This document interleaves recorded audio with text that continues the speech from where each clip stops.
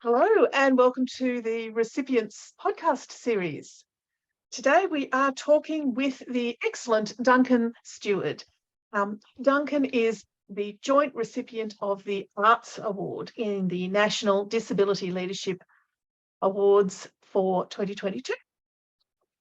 And I'll just tell you a little bit about Duncan. Duncan is the founder and owner of Platinum Creative, an organisation specialising in representation of artists with disabilities in the creative arts sector in Australia and internationally.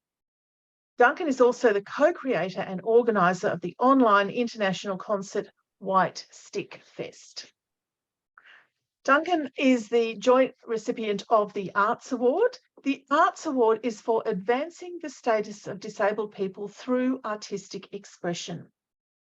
We have an Arts Award in the National Awards for Disability Leadership because so many people in our community are in the creative space and work in the creative sector. And it seems to be a particular area of concentration of disability activism and change making.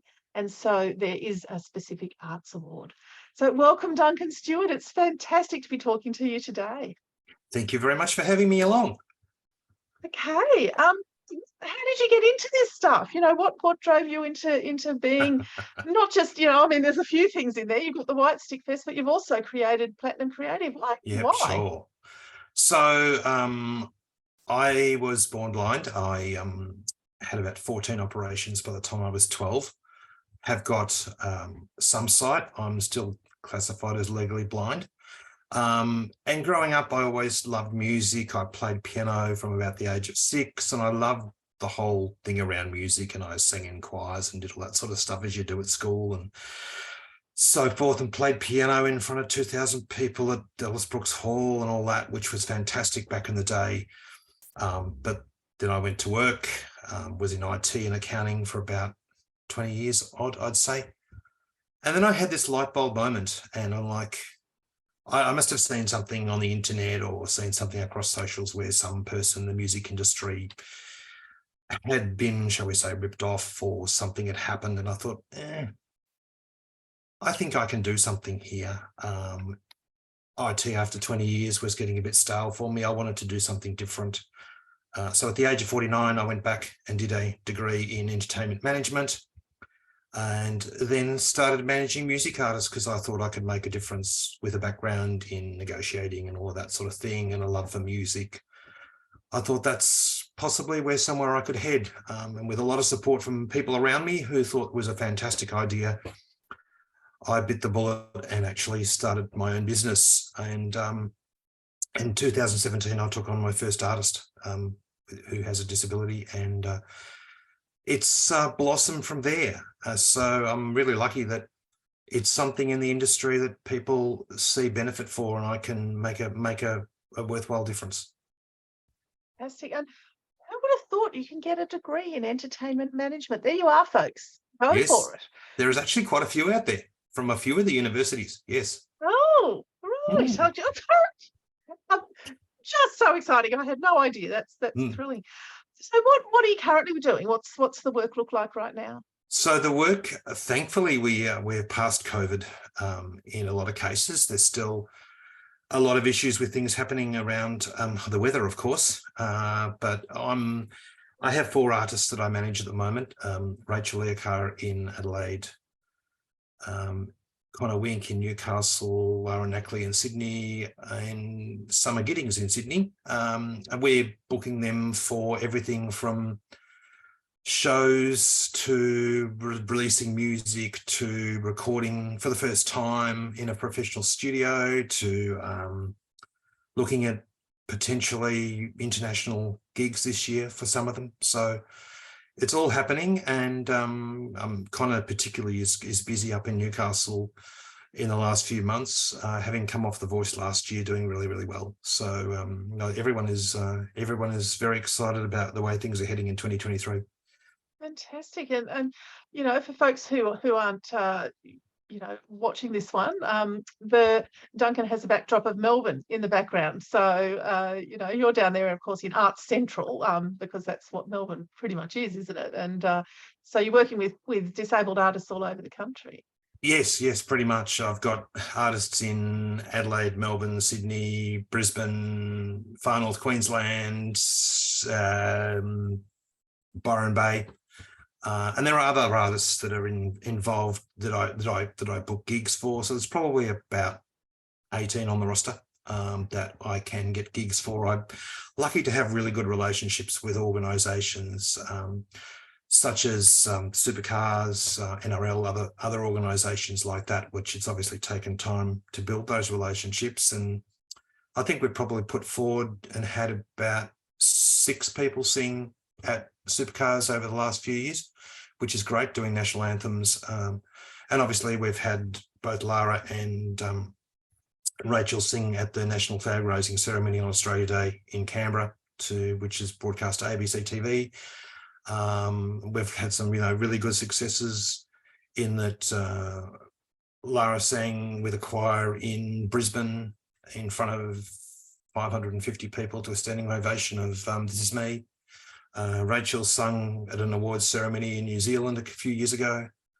And I'm hoping to be able to at least get a couple of them overseas this year with a bit of luck. Maybe we can get one of them to South by Southwest next year in Austin or somewhere over in the UK. Yeah. It's interesting, isn't it? Because, there's a really big kind of push in the disability rights movement right now around representation and, seeing ourselves in the media and in performance. And I guess, you've got a stable of folk, and there'd be a lot of people who would be surprised that there were that many disabled artists around, because they're not really visible out there. And what sort of roadblocks, what sort of barriers have you encountered, but also have you come across around the assumptions that people make around disabled artists? Yeah, I think that's very true. I think most people with a disability are often faced with roadblocks and barriers that they have to get around or over or through, and that doesn't just apply to music, but I think there is a very much a feeling out there that there's as soon as you mention someone's got a disability, whether it's in the music industry or anywhere else, it's like, oh, okay. And it's always treated negatively to start with without having some perspective.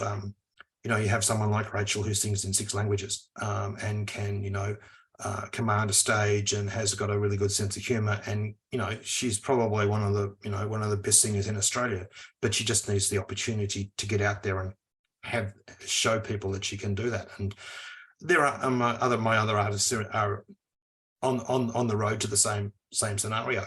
But I think it's a matter of just making a point that disability is often invisible, and it needs to be, people need to have the same rights as everyone else does. 3.3 million people, well, 1 in 6 in Australia has a disability, so they should be as equally represented as anyone else, in my view. And it's my ethos to try and change not just across the music industry, but in life in general. So are you seeing a shift in the creative spaces around representation, Duncan? I'm hoping so. I'm hoping that I'm making some waves, and that people are realizing, that these artists deserve the right to be up there just like anyone else. Whether it's, I've got an amazing singer in Far North Queensland, Robert Seeney, who's an amazing guitarist and singer. I probably can't match it with anyone, maybe Paul Kelly or someone like that, but that's the sort of quality that he is. And he just needs a stage to perform on, to show you what he can do. And it's just, you just got to, sort of keep hitting the road, and hopefully, it sticks occasionally, and you get the opportunity to promote it as much as possible and help them slowly build a career. So what about yourself? You went off and did your degree in entertainment management, because that's the thing. But was there any sense of having to really show them that was possible for you to do at the university? Did you find that that there was skepticism in the arts community, or that there was any barriers or roadblocks put in front of you when you were trying to go through uni? Because we know lots of people at the Disability Leadership Institute who have worked on their degrees, and it's sometimes taken a lot longer, or they've been told, well, you can't do that because you're blind or deaf or whatever it is. Look, and I got first-hand experience that with Lara and the difficulty she's had with her masters. But that didn't seem to be too much of a problem for me. I went to JMC Academy down in South Melbourne, and they've got a campus in Melbourne, Sydney, and Brisbane. So it's quite and they obviously they don't only do business management, but they also do performing arts. They do gaming. They do other aspects around entertainment, film and TV.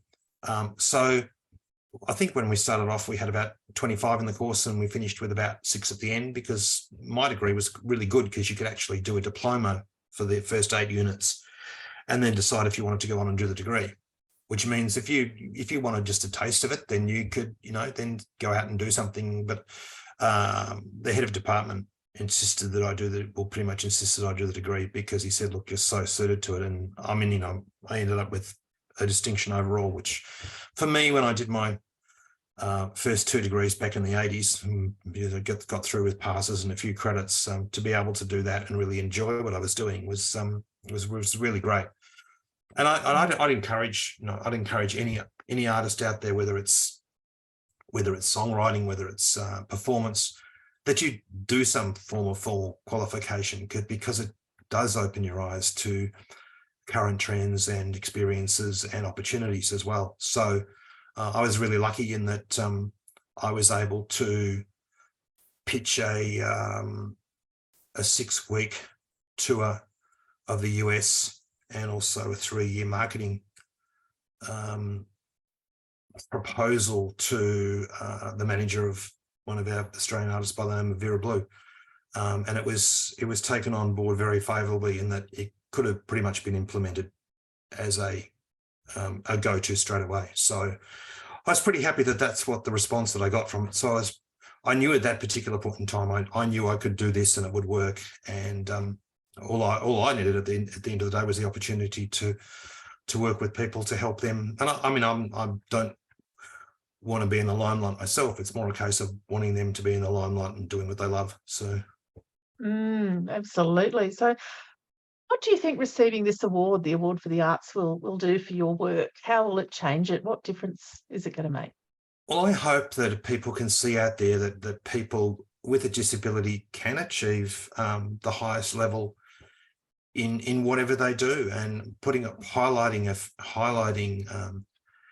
the music industry and people with disabilities being part of that, and being able to get out there on stage beside anyone else is the main thing, to break down barriers and make sure that they have opportunity, that there is no negativity seen towards the fact that they have maybe a physical or non-physical disability. That they should be the same as anyone else, and they should be able to perform out there equally and inclusively as much as anyone else. Oh, fantastic. Yeah. So what's next? I mean, you've talked about a really busy 2023 ahead. What's the future hold for Duncan Steward? Well, hopefully, I'm going to try and plan and get to Big Sound in Queensland, and also there was also running a South by Southwest in Sydney in October, which I'm talking to them at the moment, and they're talking about maybe we should do a presentation about arts and disability and what you're doing in the industry. So that would be fantastic to be able to present to an international audience in Sydney. And there's also a conference in Adelaide in August, which I would like to try and get to the whole 3 of them this year. I get across to the Adelaide one occasionally, but I'd like to do the 2 bigger ones this year, and just be able to put Australia on the map and be able to present our artists as out there to the world. So see what opportunities come from that. Doing stuff. Indeed. No, it's tremendous. Well, it's pretty simple. I mean, I was in this situation obviously where I've gained my eyesight, and I don't know how long I've got it for, so I'm going to make the most of it. So if that means that I get up every day and work at 100%, then at least I've done the best I can, and I've enjoyed myself doing it. So I've enjoyed doing it. So that's the main thing. let's be brutally honest. I think that's about all that anyone asks for out of their life, isn't it? Is Exactly. doing what you want and having a good time doing it. Yeah. Exactly right. Exactly. Oh, we're just about out of time, Duncan, but I always like to finish on a particular question with everyone that I talk to, and that is, who is a leader that you admire and why? I think one of the most amazing people I've ever come across and met and spoken to was a fellow by the name of Michael Gadinsky. And it was great to walk into his office because I was actually pitching Rachel to Premier Artists, and I was there with Frank, and he just happened to walk in, and he's just this amazing man that could talk to anyone at any level, shook my hand, and I thought I could feel his warmth, and I knew that he, put 1,000% into everything he did. And I thought, gee, if I can do 1% of what he's done and what he's managed to achieve, I think I will have done a good job. Yes. Yes, it's the people who change just in a brief moment of encounter, isn't it? Oh, yes. Change Absolutely. who we are. Yep, exactly right. Oh, fantastic stuff. And Duncan Steward, I'd like to congratulate you once again on being a joint recipient of the 2022 National Award for Disability Leadership for the Arts. And thanks so much for speaking to me today. Thank you so much.